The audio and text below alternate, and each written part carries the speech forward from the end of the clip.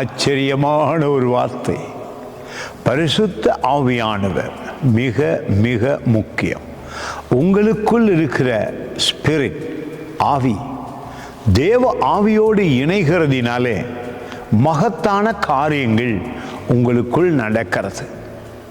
உங்களை பலப்படுத்துகிறார், உங்களை திடப்படுத்துகிறார், உங்களோடு கூட இருக்கிறார். ஆபத்து வேலையில் எதையாவது நினைத்து வேதனைப்படுகிறீர்களா? அப்பொழுது பரிசுத்த ஆவியானவர் உங்களை தேற்றி பலப்படுத்துகிறார், காரியங்களை வெளிப்படுத்துகிறார். அது மட்டுமல்ல, கிறிஸ்து உங்களுக்கு கற்றுக் கொடுத்த காரியங்களை நீங்கள் மறக்காத வண்ணம் உங்கள் ஆவியிலே ஞாபகமும் ஊட்டுகிறாரே. இவ்வளவு அதிசயம் நடக்கிறது பாருங்க. எந்த விதத்திலையும் நீங்கள் கலங்காமல் வருட ஆரம்பத்திலேயே பரிசுத்த ஆவியானவரோடு ஒவ்வொரு நாளும் இடைப்படுங்கள். ஆவியானவரோடு உறவாடுங்கள், ஆவியானவரோடு பேசுங்கள். அவர் உங்கள் உள்ளத்திலே காரியங்களை வெளிப்படுத்துவார். அதுதான் சொல்லுகிறார் யோவான் புத்தகத்திலே 14ஆம் அதிகாரத்திலே 26வது வசனம், என் நாமத்தினாலே, இயேசு கிறிஸ்துவுக்காக, கிறிஸ்துவினாலே நமக்கு அந்த அற்புதம் நடக்கிறது.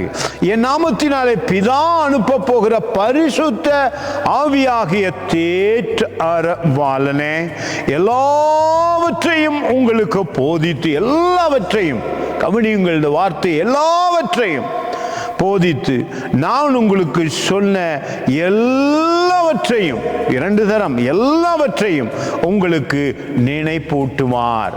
பரிசுத்த ஆவியானவர் உங்களுக்கு நினைப்பூட்டுகிறார். கிறிஸ்து நமக்கு கொடுக்கிற காரியங்களை, நாம் நிதானிக்கிற காரியங்களை, இயேசு என்ன சொன்னார் என்பதை கூட ஆவியானவர் உங்கள் ஆவியில வெளிப்படுத்தும் பொழுது சுகம், பலன், எல்லா நன்மைகளும் நடக்கிறது. அது மட்டுமல்ல, தைரியமாய் இருக்க முடியும்.